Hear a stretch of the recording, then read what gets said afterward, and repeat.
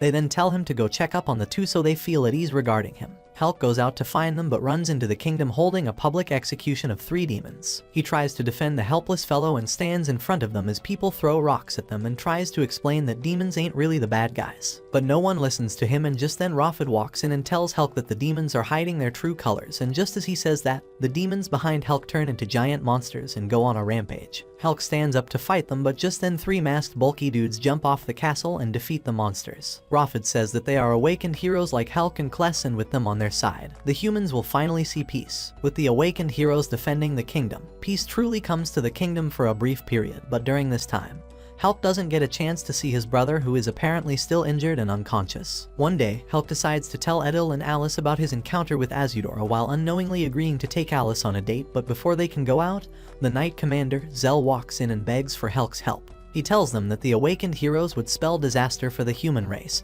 and that they are actually death row criminals who were used for human experiment by Macaros and Raphid on the orders of the king by using Kless's hero factor. He then tells him that once a person is awakened, they lose all their will and turn into puppets for the nobles and the king, who use them as tools to fight monsters. He then tells him that their true goal is to convert all humans into awakened heroes and create a new world that is there only for the nobles. Hearing this, Alice and Edil join them in their conversation and say that they must stop all this from happening. Zell says that they must take Kless in their protection as he is crucial to their plan, and then get rid of the king if they can, to protect everyone, and with this their plan begins. They all infiltrate the castle one night and make it to the chambers where Kless is being kept. They find him sitting unconsciously on a chair in a room with magic circuits. As they walk in, the room lights up and they see the kingdom's senators and the king sitting above them. Macaros also joins them and they command Kless to put all the traitors, including his brother, down. Kless turns out to be under their spell and he starts fighting Helk. Helk tries to bring him back to his senses, but it's no use and he suffers various injuries from his sword. Just then, Alice jumps in and slashes Kless and it makes him fall down.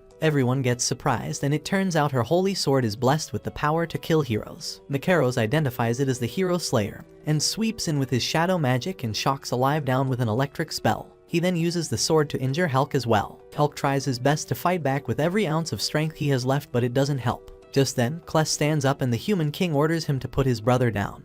But Kless seems to have broken out of the curse and he fights Macaros and cuts his hands off by breaking the Hero Slayer in half. He then shoots his sword towards the king, but the king's mask protects him and he orders Kless again. Kless feels like he might lose control once again, so as a final effort, he walks up to his brother and apologizes for only causing him trouble and cuts himself off with the broken piece of the Hero Slayer. Watching his kid brother die in front of him, Helk feels the same darkness rise up within him and he snaps. He unleashes an extreme dark aura laced with killing intent and says that he will destroy them all. His haki proves to be too strong even for his allies, and no one wants to see him get mad like this. As things start looking grim, Alice comes in with a clutch and calms his anger down with a hug to her chest. Even the mighty Hulk can't resist that, and he starts crying like a baby, letting out all his frustration. As the adrenaline clears out of his system, he starts feeling weak again and goes unconscious, but this proves to be a bad thing for his friends as they barely manage to make it out of there with Hulk. Sometime later, we see Hulk wake up in a cave with a broken hero slayer and some food. He walks out only to have some bounty hunters trying to get him. From them, he finds out that his friends got captured and were being publicly executed.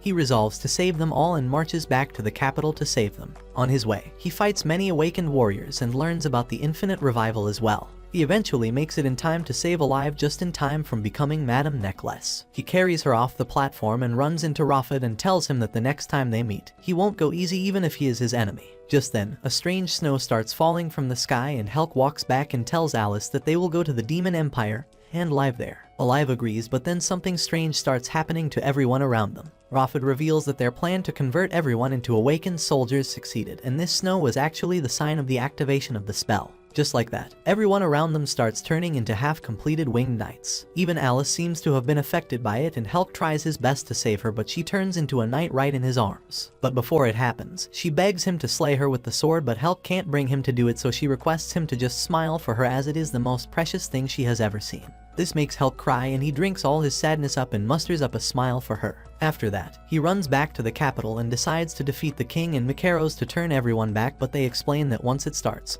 there is no reversing the process even if he kills them. Hulk tries to fight them anyways and even finds out that they used his brother's corpse to fuel their plans. He screams in rage, but Raphid and Macaros summons a teleportation portal and sends him off to the Demon Empire in hopes of getting rid of him. On the other side, when Hulk opens his eyes, he is greeted by Kenros. He turns out to be a kind demon who doesn't care if he's a human or not and takes him back to his village and helps him recover. His villagers turn out to be good people too, and this is what warms Hulk up to the demons. And this is how he ended up at the new Demon King selection tournament. After that, he hands the sword over to Vermilio and says that he initially wanted Azudora to have it as he is a heavenly king, but he never got to meet him, so he will entrust it to her. She takes the sword and reveals that she is not Anne and her real name is Vermilio the Red, and that she is also one of the 4 heavenly kings, and tells him that she will help him realize his goals as well. But for that he must promise her to fight to live, rather than fighting to die, and once everything is over, he can come live in the Empire. After this, they both continue with their journey back to the Empire, and even catch a train on their way. Meanwhile, Azudora sends a harpy to deliver a message to Vermilio which tells her to go to the south of the human realm instead of coming back to the kingdom, as their mission is to defeat the human king while they hold off their forces. Back in the human kingdom, Asta is spying as usual and relaying information ABC to the Empire. One day, she gets caught up in a pretty nasty sequence of events and barely saves her arse from getting caught by the winged knights. But in doing so, she ends up in the room of a young purple-haired girl who turns out to be none other than Hulk and Kless's friend and Raphid's daughter, Shalami. She doesn't have her guard up and doesn't seem to think ill of Asta. She hides her presence and even offers her snacks if he promises to talk to her and tell her about the world outside the kingdom. Asta finally gets a chance to drink some coffee and relays everything back to her sister and informs her about her safety. She also tells her about the humans' plan to attack Castle Shin in the south, and this helps them prepare in advance. A few days later, we see Zell and the other winged knights attack Castle Urim. The mage to cast a spell that summons tens of thousands of new world lifeforms and send them to attack the castle. However, thanks to Asta's information, they manage to hold their own against them. Even Azudora joins them with his fleet of archers and helps Demon King Shin. At the same time, we see Macaros invade Castle Thor with Edel and a fleet of 20,000 winged knights. He defeats a lot of the commanders and manages to even bring Hera to death's door, but Edel jumps in and says that he will fight her himself, protecting her in a way. Macaros marches on and plans to use the crystal in the castle's basement to use a powerful spell, but gets surprised when Azudora shows up on the scene and surrounds him with his tree branches infused with a barrier spell. It turns out he already knew of his plan and sent a fake Azudora to Castle Shin and stayed here to deal with Macaros himself. For some reason, Macaros knows Azudora personally, and we find out that he used to be a cannon fodder soldier in the human army thousands of years ago. This was the time when Azudora was in his edgy cool boy era, and he was feared as the hero killer on the battlefield who defeated tons of heroes from human kingdoms and struck fear in the hearts of anyone who saw him. Macaros managed to survive by hiding under the corpses of his companions, but got corrupted with the toxins. Somehow, he managed to overcome the poisoning, and it blessed him with a power from the new world much like Azudora's, which is eternal youth. He says that he has trained for over 15 years and was the one who actually defeated Thor and Urim. They then fight an epic battle, but Azudora seems to still be more powerful than the sage. However, Mikaros never planned to defeat him solo. He uses a spell to break the seal on the winged knights and turn them into rampaging monsters, and this turns the tide of the war in their favor. Azudora cares for his allies and calls for Han and tells him to pull everyone back to Castle Urim, and then uses his tree magic to help everyone on the battlefield. Mikaros uses this opportunity to escape and sees Edel helping Hura out of the castle. It turns out he likes her and his feelings are helping him break the king's curse over him.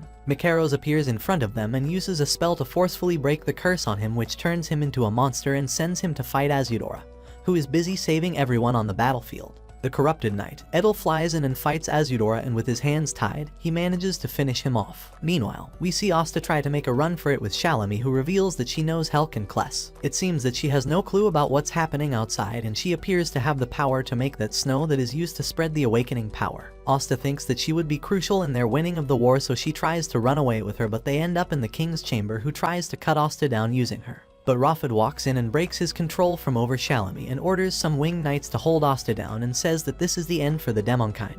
The next day, we see Vermilio and Helk march towards the human kingdom, but they get ambushed by Raphid alongside a bunch of winged knights while on their way to the Harpy camp outside of the kingdom. It turns out, Mikaros can also use the locating spell, and he uses Helk's blood like Azudora used Vermilio's hair to keep track of him. Raphid tells Helk to step back from the war silently and live a quiet life away from the war. And no one would blame him, but he says that he is there to protect his new friends, which are the demons. Vermilio also steps up and they all engage in a battle. Vermilio says that she would support Helk and fights the winged knights with her fire summons and lets Helk deal with Raphid. While fighting, we see a new knight join the battle, and it turns out to be none other than Helk's old love and friend, Alice. While stepping up to her, Helk keeps up his fake smile and releases an immensely dark aura which puts all the other winged knights down. He prepares to slash her and put her out of her misery, but Vermilio realizes that if Helk cuts his old friend himself, then he might get further into depression or might give into the darkness even, so she jumps in and prevents it from happening with a fiery blast. She then faces Helk and tells him that instead of defeating the humans, they will work on saving his old friends, and this puts a relieving smile on Helk's face. She tells him that now she is with him, so he has nothing to worry about, and even argues back with Raphid that he doesn't have any proof regarding the awakening transformation to be irreversible. Seeing this, Helk's hope returns and the dark aura subsides. Raphid looks at them and tells Vermilio to stop giving him false hope as they manage to take down Azudora of the Heavenly Kings and have a fleet of winged knights at Castle Thor as well. Vermilio says that she has heard about Azudora's death more times than she can count, but that pervy-ass dude always comes back from the death's door, and true to her word,